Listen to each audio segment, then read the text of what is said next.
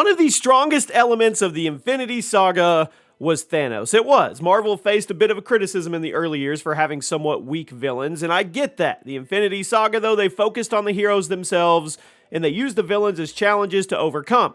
Yes, there were some standouts. Killmonger from Black Panther, Zemo from Captain America Civil War, but for the most part, the MCU's villain lineup, it was less than stellar. Thanos, on the other hand, was the complete opposite. Not only was he an incredibly intimidating and powerful foe, he also had a very engaging backstory and actually sympathetic motivations, which made it easy to understand why he was doing the things he was doing while also fearing what he could be capable of doing when he added more Infinity Stones to his collections. You kind of rooted for him in this weird off-the-wall way. Not to mention, he was brilliant. Welcome to the Chaos Multiverse, everybody. Jimmy here. Today we're going to talk about the next Thanos. That's right, Kang, and all of his variants. And things are going to get very, very interesting. Make sure you guys are subscribed, stick around for the entire video, and in the end, Thanos achieved his goals. He solidified his place as one of the best villains in the history of comic book movies. And all that to say that Kang the Conqueror has some huge shoes to fill given the actual circumstances of the MCU now. It seems like things are going to be different this time around. Now before, we had a bunch of villains who were all much weaker than Thanos himself, but according to a recent interview, Marvel Studios are taking a very different approach with Kang, and it could actually end up having some massive implications for the next few years of MCU villains. Now, Kang's first MCU appearance was at the very end of the first season of Loki, but he went by He Who Remains instead of his actual name. It was later clarified that He Who Remains was a variant of the actual Kang the Conqueror. The true version of Kang is going to make his debut in the upcoming Ant-Man 3, but this pattern may actually be one that continues. According to Jonathan Majors himself, the actor who's playing Kang, the character is going to have a ton of variants throughout the next few years, and he's excited about that. While talking to The Hollywood Reporter, Majors was asked if he was playing multiple versions of the same character, to which he responded, "Yeah, absolutely. That's what's on the page. That's what the IP says. It was cool, very cool. Kang just lives in his own world in the MCU. No spoilers here, but there's so many variants of him. And with the powers that are the MCU, that intelligentsia and that brain trust there, they're just really working to use the IP to the best ability. And it's extremely humbling that they picked me to step into it. So I'm honored to do it. I'm always excited to see what we're doing. And yes, 6 years after Yale and 10 years after North Carolina School of Arts, my first drama school, it's what you always hope for an actor. Kang is a career in itself. It's either the cake itself or the cherry on top, I don't know. But to play multiple versions, it's just beautiful. It's a workshop every day. Now, this ties in pretty closely with what Kevin Feige has been saying about how Kang has a ton of variants and incarnations that will be appearing leading up to Avengers 5 and 6.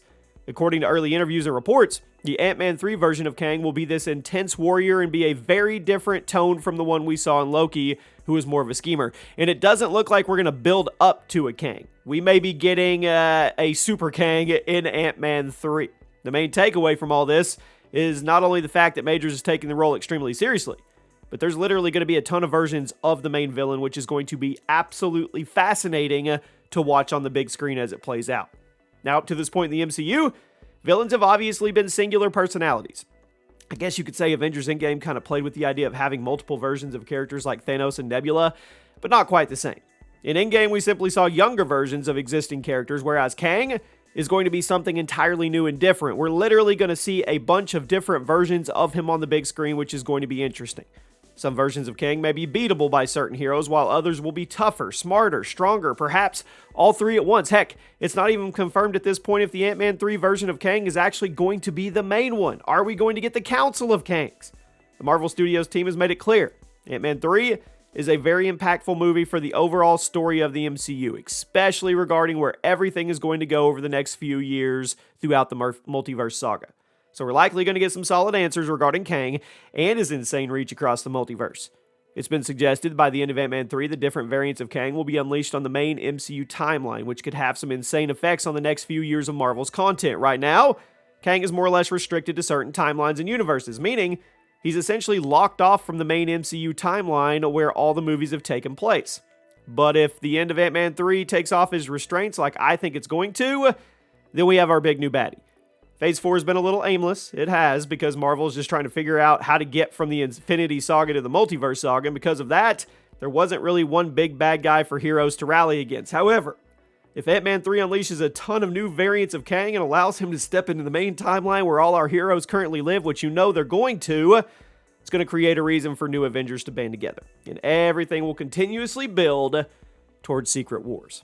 Now, Season 1 of Loki established the TVL. It elaborated on the multiverse concept that has only been touched upon by Doctor Strange and Endgame. But Ant-Man 3 is going to be the main story that breaks everything open. Actually brings the multiverse into spotlight. Personally, I think the Skrull story arc is going to remain the B plot until Secret Invasion, but it's clear that Marvel is trying to set things up for it all to tie together. Kang and all his variants are likely going to be unleashed on the main timeline by the end of Ant-Man 3, and with all the chaos the Skrull infiltration is going to cause during Secret Invasion, everything is going to go to crap very quickly. What remains of the S.H.I.E.L.D. and the Avengers will completely be thrown in the trash during Secret Invasion. With nobody there to defend the main timeline, Kang's variants are going to wreak havoc. They're going to slowly chip away at all its defenses. I think this is where we're going to see what Jonathan Majors was talking about in that interview, regarding all the different versions of the same character he's played. Throughout Phase 5, Kang will likely show up in different ways, slowly building up his reputation as a potential ender of the universe, while also slowly but surely bringing the new Avengers together as they realize the new threat is something they can't ignore. The main standouts of Phase 5 and 6 are going to be movies like Captain America 4, Guardians 3, Fantastic Four, possibly a fourth Spider-Man movie, but throughout all of these, we're probably going to see different versions of Kang popping up here and there, similar to how Thanos appeared in certain MCU projects after the first Avengers movie. However, Kang isn't going to be in the background for a decade like Thanos was. Instead, he's going to be an active threat to the heroes for the next few years after Ant-Man 3 blows everything up and sets him loose. Here's what I'm eager to learn. I want to know just how powerful each new variant of Kang is going to be, and whether or not Marvel is actually going to let these variants be defeated. Are we going to see a bunch of stronger and stronger versions of Kang kind of power level up like the Marvel MCU, like they do normally, until he reaches final form like Ultron? Or is each version of Kang going to be its own massive Avengers-level threat that could seriously damage the universe? Frankly, I'm hoping it's the latter, because that would be much more engaging as a viewing experience. If we see weaker versions of Kang get beat up on over the next few years, kind of makes him feel less of a true threat.